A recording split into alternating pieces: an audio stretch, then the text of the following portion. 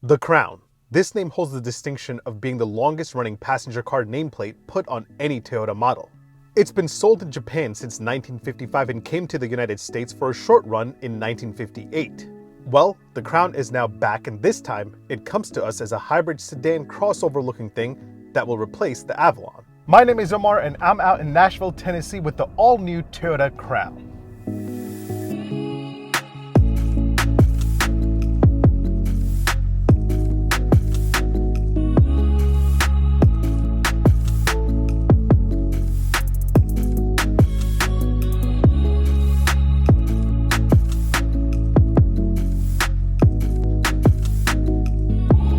So if you're not sure how to classify the Crown, don't worry, you're not alone. Apparently, Toyota doesn't know either. Check out this teaser video they dropped before the official reveal of this thing.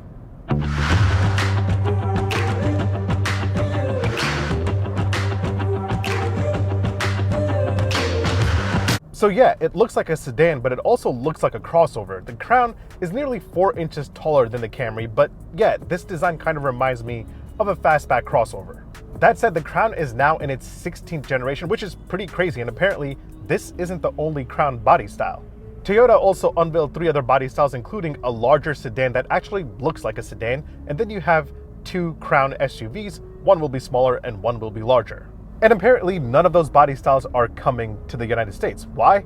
I guess we're not cool enough, but I do believe that we've shown how much we obsess over SUVs. So Toyota, please bring over the real Crown SUVs. I'm sure they'll sell pretty well here.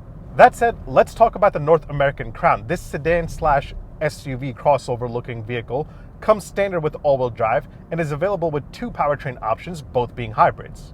It also replaces the Avalon as the flagship luxury offering from Toyota before you hop into the Lexus world.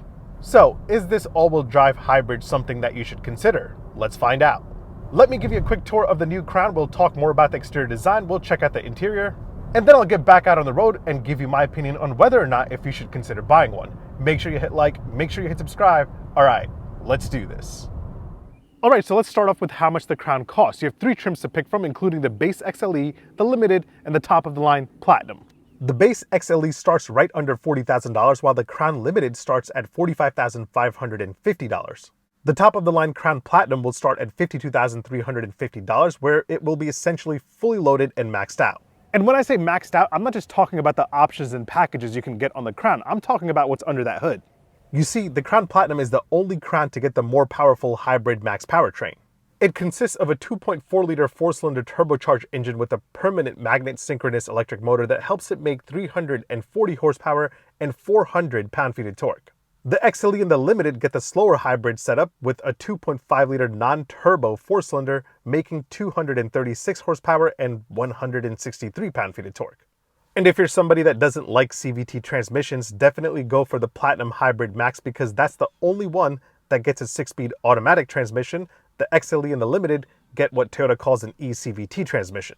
Now, in terms of fuel economy, both of these will get these many miles per gallon. Come on, I can't remember all of that. The regular hybrid one obviously gets better mileage, but you can put 87 regular octane in both of these, and you have a 14.5 gallon tank capacity. All right, so before we continue talking about the exterior design, let's hop inside and check out the interior of the new Crown. So when I first got in here, I was pretty impressed by the layout of everything and the high quality materials. Now, take that with a grain of salt because I have been spending more time in the Platinum during the drive event here in Nashville, but overall, it's a pretty comfortable place to be. Now, it's been a while since I've been in an Avalon, but I felt like the Avalon was a bit more premium and spacious than the Crown. That said, the seats on the Crown are pretty comfortable. The XLE comes with soft text fabric seats, while the Limited and the Platinum both get nice, luxurious leather seats. All Crown trims come standard with power adjustable front seats, which I'm so happy that it does because it's a must if Toyota is going to push this as their new flagship. Although the steering wheel is actually manually adjustable, so that's a bit disappointing. Nonetheless, all Crowns from the XLE to the Platinum come standard with heated front seats. If you want ventilated front seats, you can only get those on the Limited and the Platinum. Those 2 trims will also give you a heated steering wheel along with heated rear seats. You also get dual zone climate control across the board, so you don't have to fight with your passenger about how hot or cold it is. I'm not sure if that actually works. I always sync the temperature when I use dual zone climate controls anyway. All right, so hop in the second row of the Crown and you're working with 39 inches of legroom back here. I'm about 6 foot tall. That is my seating position. As you can see, I have a good amount of room, and the seating position itself back here is actually very comfortable, and the seats themselves are very comfortable. It isn't just an afterthought. They're really well cushioned, very comfortable for a long drive. But yeah, the rear seats in this thing are just as comfortable as the front. Now, let's get back up front and talk about the tech. All Crown trims come standard with a 12.3-inch touchscreen display in the middle that houses Toyota's Drive Connect infotainment system. It's a pretty simple and easy system to use, but it still bothers me that you don't have an actual home screen, which I hope that they change with an over-the-air update so you can have a home screen where you can line up some quick info widgets. Nonetheless, you do get wireless Apple CarPlay and wireless Android Auto as standard. Navigation is part of a subscription service, but who's really going to subscribe to that since they're going to end up using Google Maps or Waze anyway?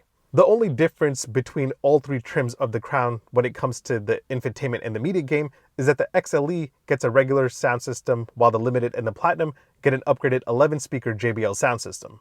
All Toyota Crown trims get a 12.3-inch digital gauge cluster display, which is super informative. You can select between a few different displays with the push of a button, including a hybrid system indicator that shows you your system output and regeneration status to encourage eco-driving habits. Now let's talk about the exterior design a little more. I know I said earlier that the Crown is 4 inches taller than the Toyota Camry, and that's true, but that's only true about the height itself.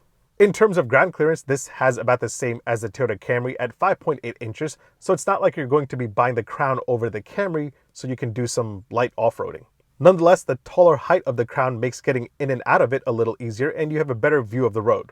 That said, all trims of the Crown come standard with LED headlamps and LED daytime running lights. The Limited and the Platinum get upgraded quad LED headlamps. And I gotta say, the lights actually give this thing quite a bit of character. The front end of the new Crown is actually pretty cool. I just wish that we would get the real sedan and the real SUV here in the States. Swing around the back and you have LED taillights that span the full width of the rear end, which is what every brand does now. And you have this large Crown lettering.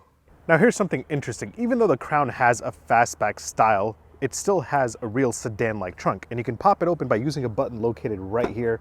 And once you get it open, you're working with a total of 15.2 cubic feet, and it's not bad, but I still wish that Toyota went with a fastback or liftback styles, giving you more cargo capacity.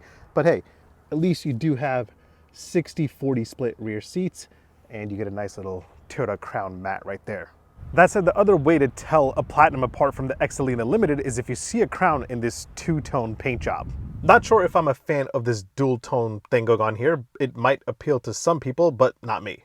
Also, the only color that's free $99 is black. All other colors will cost you extra. As for the wheel game, you're working with 19-inch wheels on the XLE and Limited and 21-inch wheels on the Platinum. Alright, before I give you my final thoughts on how it is to drive the Crown and whether or not if you should buy one, let me put in a few important daily ownership highlights that I'll have to show all of you. You have 4 cup holders, 2 in the front right there, and then you have 2 in the center armrest right there. Here are the keys to the Crown, same old Toyota key.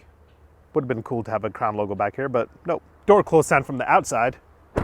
And the inside, solid. Charging game-wise, all Crowns come standard with the wireless charger where you stand your phone up vertically, and you have 2 USB-C ports right there.